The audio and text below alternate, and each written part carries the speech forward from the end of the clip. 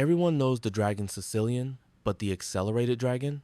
That's the version grandmasters play when they're done memorizing 30 moves of theory and want to win with understanding. Today, you're going to see every idea from the traps that catch beginners to the deep plans that even masters miss. Let's start our deep dive into one of the most fascinating, aggressive, and instructive openings in chess. Let's begin right from the start. 1. E4, C5, the Sicilian defense. White takes the center, and we immediately challenge it from the side. After 2, Knight F3, we could go Najdorf, Classical, or Dragon. But today we're speeding things up with an early kingside fianchetto. Before we even reach the main line, the real Accelerated Dragon, let's look at a few quirky options that your opponents might throw at you. Sometimes, White tries Bishop C4, the bold attack. Here, we calmly play Knight C6, continuing development. After D3, we play G6 and fianchetto our bishop. If White goes Knight F3, transforming into the old Sicilian, we play again G6, preparing the fianchetto and entering our setup comfortably. Here is one little trap. If your opponent develops into this setup with a knight on C3 and a bishop on E3, you can often use the D5 pawn break to create a fork and win material. But there is another error that can happen in this position. Occasionally, they try Knight G5, aiming for cheap tricks on F7. Don't panic. This is one of those beginner-level traps that collapse with good defense. They want to play the fried liver, but we haven't committed our E-pawn, so we simply respond with E6, shutting the bishop's diagonal and preparing D5. Now I can't believe this is the second most played move. White gets greedy with Queen F3, thinking they can attack F7, but there is one obvious flaw. Queen takes G5, and here comes the most played move, D4, attacking the queen. I hope you see why it is a blunder. We simply take on C1 with check, winning material, and showing that tactics favor the better developed side. Now, what if White starts 2D4 right away? The Smith-Morra gambit. We go C takes D4, but we don't accept the next pawn, which would be an error. Instead, we play D5, striking in the center. If your opponent takes on D5, you don't directly recapture with your queen, because your queen would be exposed and could be chased around, and it's just a not so pleasant position. So play in a modern style and first develop your knight to F6, and after C takes D4 and knight takes D5, Black has perfect development and no weaknesses. You've just diffused the gambit with textbook accuracy. Let's rewind to this position. If White takes with the queen on D4, the move preferred by Stockfish and the move with the highest win rate is to take on E4, justifying the loss of the right to castle with an extra pawn. Personally, I don't really like this and would play E6, but you should try both. A lot of people don't even know what the Smith-Morra gambit is and take with their queen from this position. Now it's easy, chase the queen with your knight away and just develop into the Accelerated Dragon style position. If they try 2C3, the Alapin variation, again, play D5, meeting their C3 with central counterattack. After E takes D5, you can recapture directly with your queen, but you can also first play Knight F6. Most people play D4, then you trade everything in the center, the queens come off, and we're heading into an equal endgame. But in this variation, White can try to hold on to their pawn, but we can crush them with our better development. The second most played move is C4, and now we immediately challenge their pawn chain with E6. If they trade, you recapture with your bishop, still attacking the pawn, and you have the better development. But if you want to avoid being a pawn down, just capture with your queen from this position. Now we return to the core path. E4, C5, Knight F3, Knight C6, D4. This is the open Sicilian, the gateway to every major Sicilian branch. After C takes D4, Knight takes D4, G6, we officially enter the Accelerated Dragon. This move, G6, is the heart of the system. Instead of locking the D-pawn with D6 like in the Classical Dragon, we hold back. The idea, we'll often play D5 in one move later, skipping D6 entirely and saving a tempo. White now usually plays Knight C3, the most natural developing move. But first, let's explore one sideline, when White directly takes on C6. This move is played surprisingly often, even though there is no reason why White should trade. In general, if your opponent takes on C6, you usually recapture with your B-pawn for an open line for your rook. Then, you develop normally with your bishop on g7. Now, let's explore another sideline, the bishop b5 system. If white plays bishop b5 instead of d4, they're trying to avoid the open Sicilian entirely. After g6, we stick to our plan. White might exchange with bishop takes c6, and we recapture b takes c6. Our structure is doubled but dynamic. The b file opens for our rook, and the bishop on g7 will soon roar down the diagonal.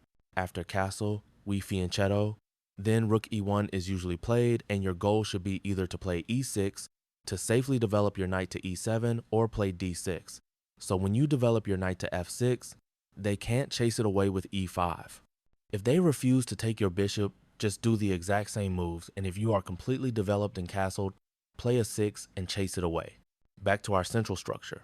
After g6, the main line continues with knight c3, then bishop g7. Now comes a crossroads. White can capture on c6 or develop classically with b3. Let's start with the simplest deviation. Knight takes c6, b takes c6. From here, bishop c4 or d3 are the most played moves. We respond with knight f6. When white attacks with e5, it seems like your knight has nowhere to go. Wrong. Your knight can jump to g4, sacrificing the knight. Do you see the tactic? You have d5, attacking white's bishop and queen. The queen usually moves to e2, protecting the bishop.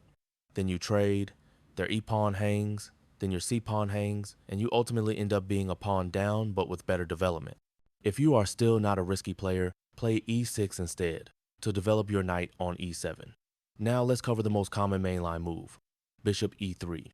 White develops classically and eyes the center. We answer knight f6, continuing development. Now white has several possible continuations, and we're going to break them down one by one. First, the ambitious queen d2, the dragon style setup. White wants long castling, a pawn storm on the king side, and to trade off your dragon bishop. Our response can either be the passive, boring short castle, getting ready for counterplay on the queen side, or the aggressive knight g4. Now the third most played move is bishop f4, with the idea to save their bishop, but your opponent overlooks that their knight is just hanging.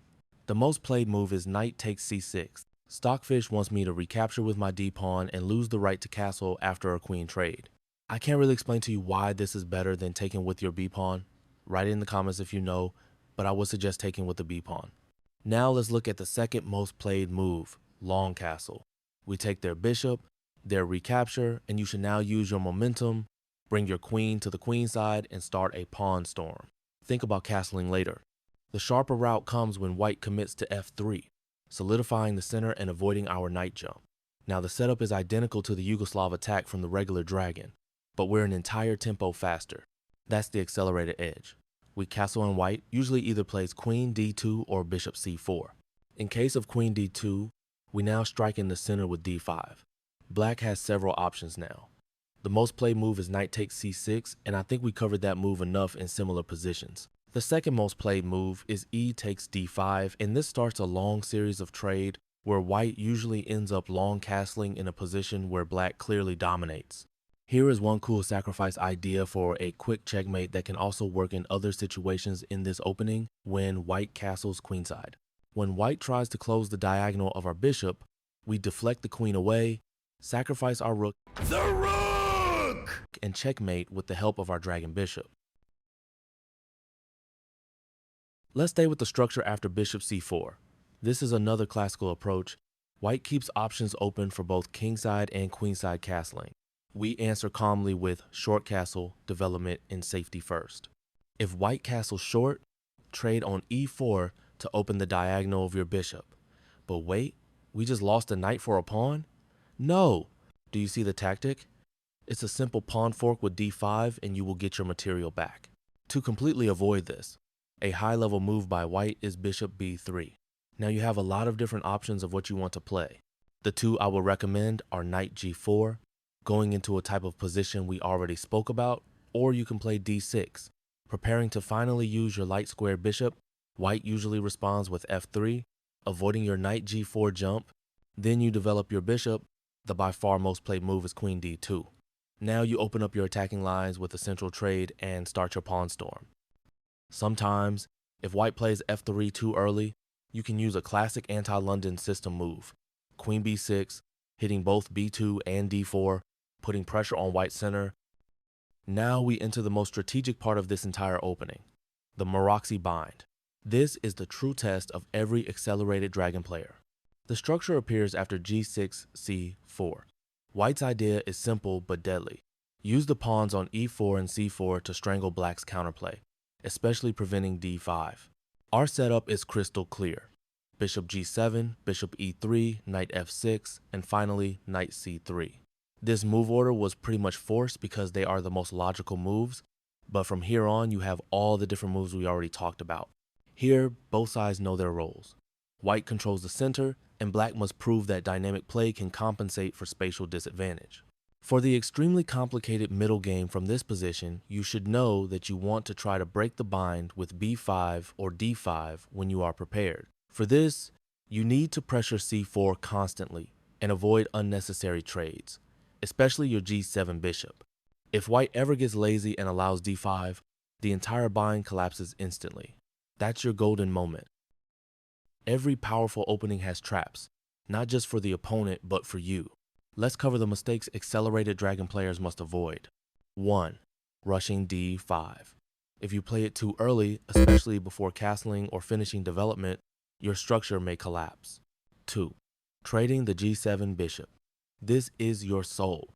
Don't exchange it for a knight unless you're winning something concrete. 3. Ignoring c4 pressure.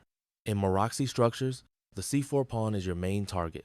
Always keep eyes on it. 4. Passive play. The accelerated dragon isn't a bunker. It's a counterpunching system.